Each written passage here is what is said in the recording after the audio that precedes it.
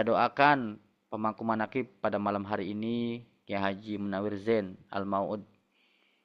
Beliau diberikan kesehatan yang sempurna lahir dan batin, ditambah-tambah rezekinya, dimudahkan segala urusannya, dan juga ditambah-tambah ilmunya untuk kepentingan syiar Thariqah Qadiriyah Syabani Marsulasin Rasa PKN, dan juga diistiqomahkan dalam iman Islam ihsannya, dan tentunya doa-doa untuk kita semua, keluarga kita semua. Amin. Al-Fatihah. A'udzubillahi minasyaitonirrajim. Bismillahirrahmanirrahim. Alhamdulillahirabbil alamin. Ar-Rahmanir-Rahim. Maliki yaumiddin. Iyyaka na'budu wa iyyaka nasta'in. Ihdinas siratal mustaqim. Shiratal ladzina an'amta 'alaihim ghairil maghdubi 'alaihim waladdallin. Amin. Bapak Ibu, ikhwan akhwat, para pecinta kesehatan jiwa, manakiban online ataupun manakib offline, kita pasti tidak jenuh-jenuh baik yang mendengarkan ataupun yang memberikan tausiah. Pasti babnya adalah KDM. Pasti arahnya adalah khotaman zikir manakib. DKM, zikir khotaman manakib dan salat-salat sunnah lainnya. Dalam rangka apa? Dalam rangka kita mengingatkan diri kita bagi penceramah dan juga mengingatkan kepada yang mendengarkan. Dan juga dalam rangka kita mengikuti Syekh Mursyid. Karena Abah Aos di masanya Abah Anom, maka beliau pun ceramah, apalagi manakib, selalu bicara tentang zikir, khotaman, dan manakib. Jadi tidak ada jenuhnya kita berbicara tentang ini. Dan inilah bedanya pengajian umum, pengajian non-manakib dengan pengajian manakib. Jadi kalau seandainya pengajian manakib, babnya adalah bab tidak yang tadi, maka ini dipertanyakan. Maka kita bersyukur kepada Allah, kekuatan bagaimana repetition yang terus-menerus disampaikan oleh para mubaligh, oleh ikhwan akhwat, oleh penceramah. Ini adalah dalam rangka terjadi repetisi. Agar kata Abah apa? Mendarah daging. Nah, maka kita terus manakiban pagi, siang, sore, atau malam, offline, online, dimanapun kita perkuat kita untuk terus istiqomah berzikir kepada Allah Subhanahu wa Ta'ala. Nah, maka persoalannya adalah ketika kita bicara tentang respon daripada apa yang muncul, maka kita penting mengendalikan pikiran kita.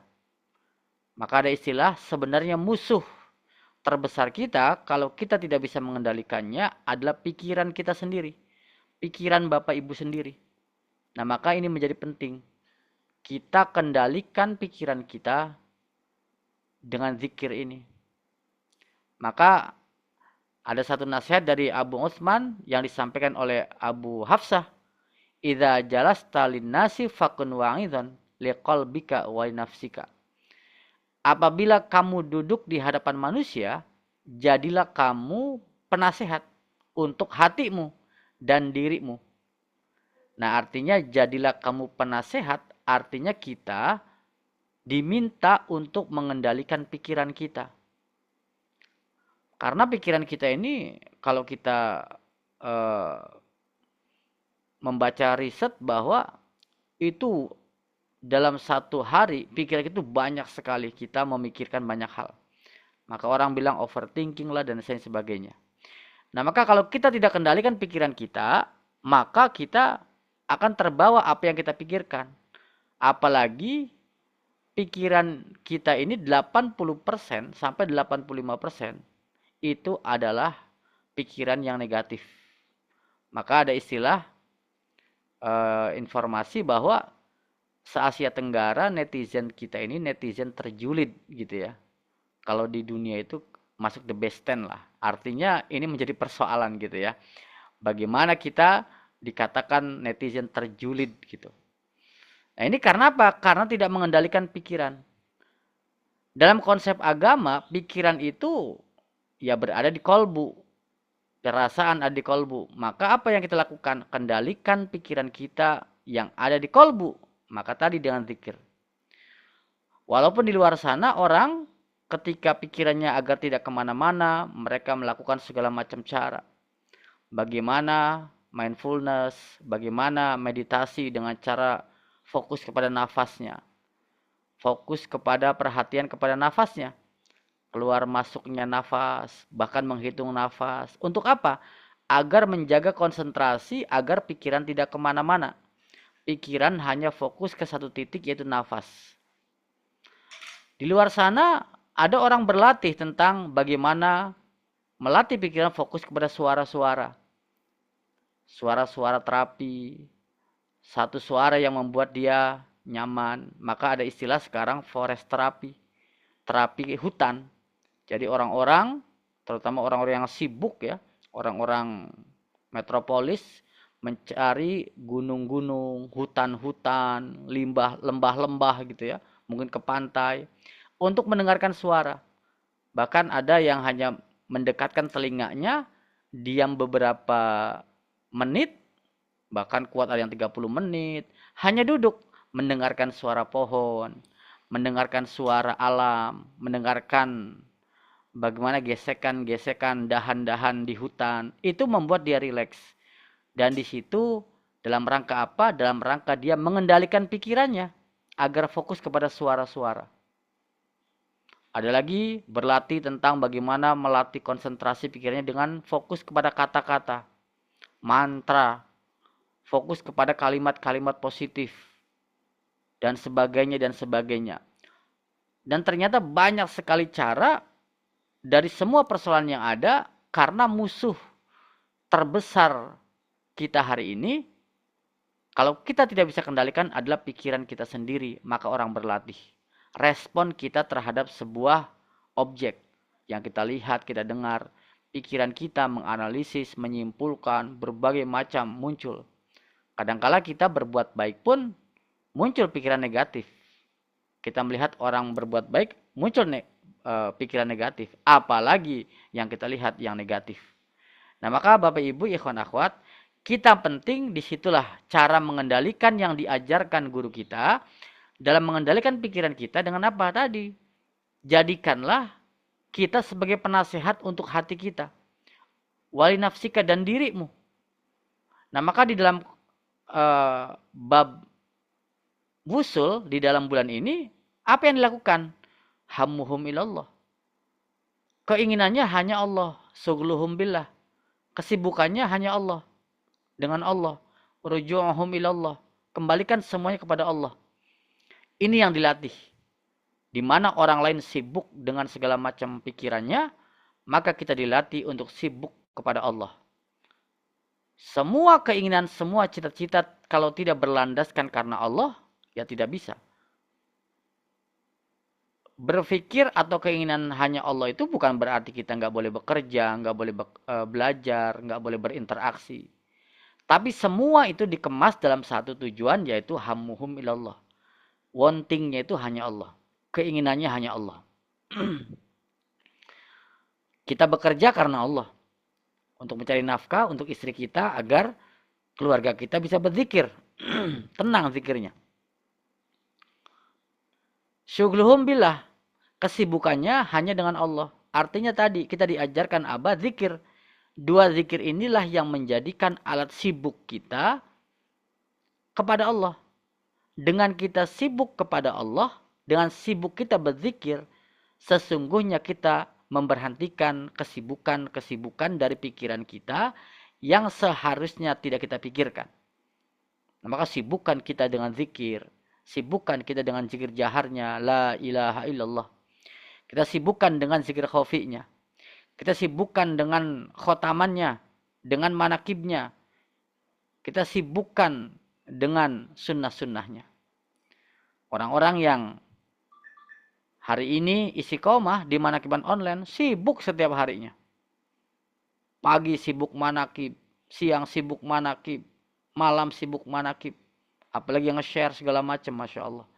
Ini kenikmatan yang luar biasa, di mana orang banyak ingin memberhentikan overthinkingnya, kesibukan pikirannya, dia disibukkan dengan manakibnya. Ruju'uhum ilallah, kembalikan semuanya kepada Allah. Inilah konsep wusul, konsep bagaimana caranya kita mengendalikan pikiran kita yang akan menjadi musuh terbesar kita ketika kita tidak bisa mengendalikannya, yaitu dengan cara kita semuanya kembalikan kepada Allah. Ketika punya satu niat, harapan, cita-cita, kemudian tidak terlaksana atau punya persoalan di jalan, ruju'uhum ilallah, kembalikan semuanya kepada Allah, maka apa yang terjadi? Ya solusi dari Allah Subhanahu wa taala. Nah, maka orang-orang yang bisa mengendalikan pikirannya adalah orang-orang yang berzikir, karena pikiran ini berada di dalam hati, dalam kolbu, perasaan di dalam kolbu. Siang malam dia sibuk dengan zikirnya. Maka dalam ayat Al-Quran apa? Bismillahirrahmanirrahim. Alladzina yadhkurunallaha qiyaman wa qu'udan wa ala junubihim. Orang-orang yang berzikir kepada Allah dalam keadaan berdiri, duduk, ataupun berbaring. Nah ini adalah mereka-mereka adalah ulul albab di dalam keterangan pengarsa Abah.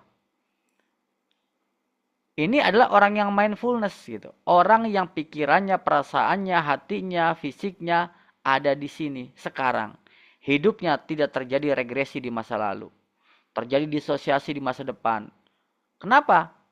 Ya karena masa lalu bukan hari ini. Bukan milik kita lagi, sudah hanya kenangan. Masa depan pun belum tentu milik kita.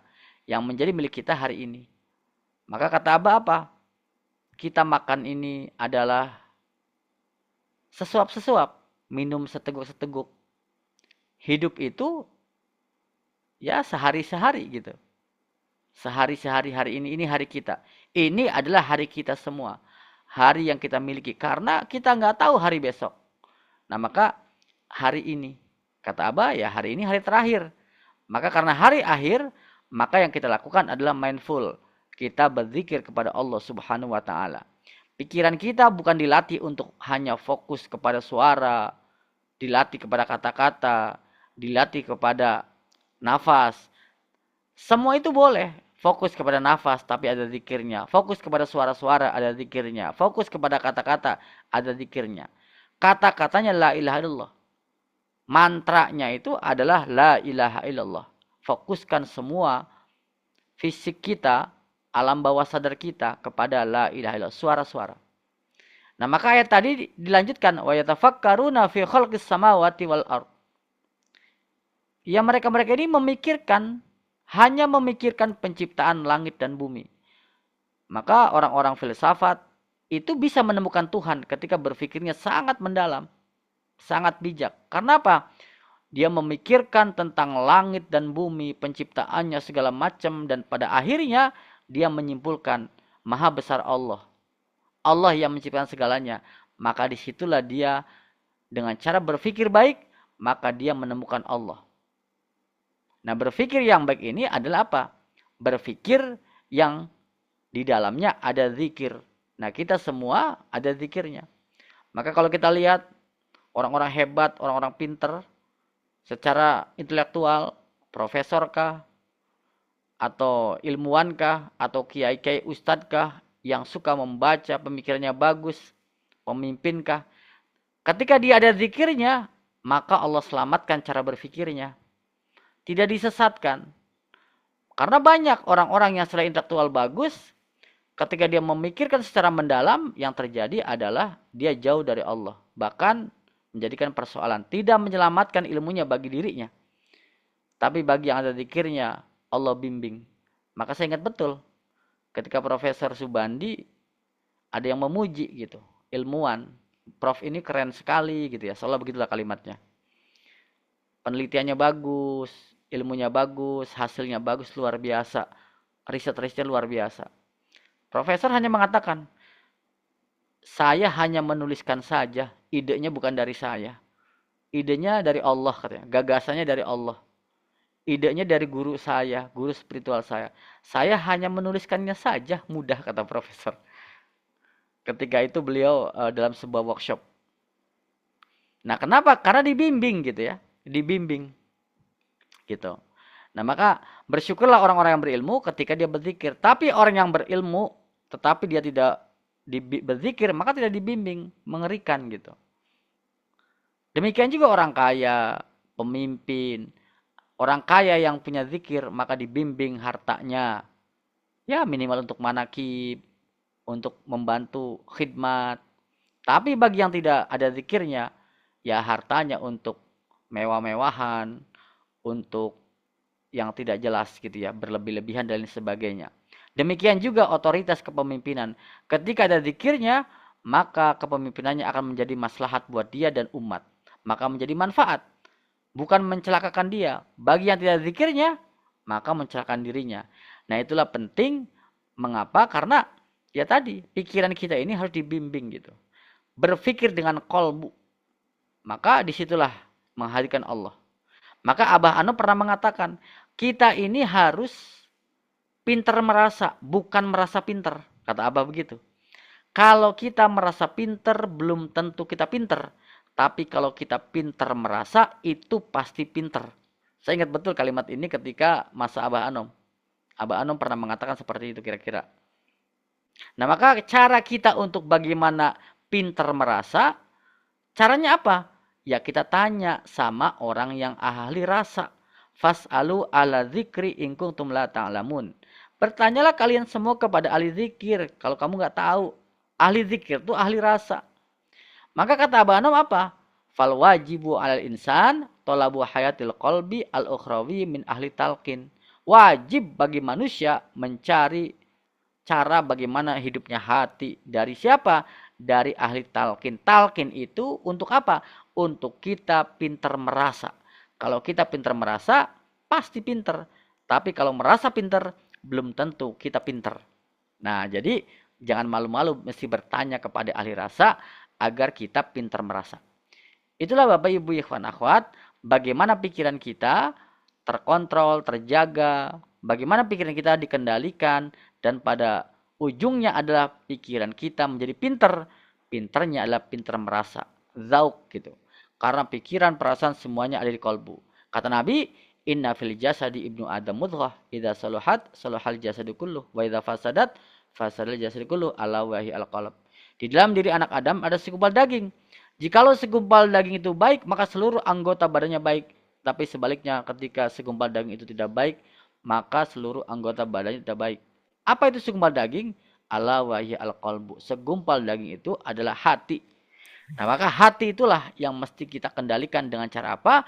Dengan cara kita banyak berzikir, sehingga unsur di dalam kolbu yang ada pikiran, perasaan, kehendak, keinginan, semuanya dikendalikan oleh kolbu. Dan kolbu pun dikendalikan oleh zikir. Karena hakikatnya yang mengendalikan kita adalah Allah subhanahu wa ta'ala. Alhamdulillah. Alhamdulillahilladzi faddalana ala katsirin min ibadihil mu'minin. Berkah segalanya, semuanya selamanya. Ikut doa pengeras Abah untuk kita semua. Khusus untuk pemangku manakib pada malam hari ini. Al-Fatihah. A'udzubillahi minasyaitonirrajim. Bismillahirrahmanirrahim. Alhamdulillahirabbil alamin. Arrahmanirrahim. Maliki yaumiddin. Iyyaka na'budu wa iyyaka nasta'in. Ihdinas siratal mustaqim. Shiratal ladzina an'amta 'alaihim ghairil maghdubi 'alaihim waladdallin. Amin. Terima kasih. Wassalamualaikum warahmatullahi wabarakatuh.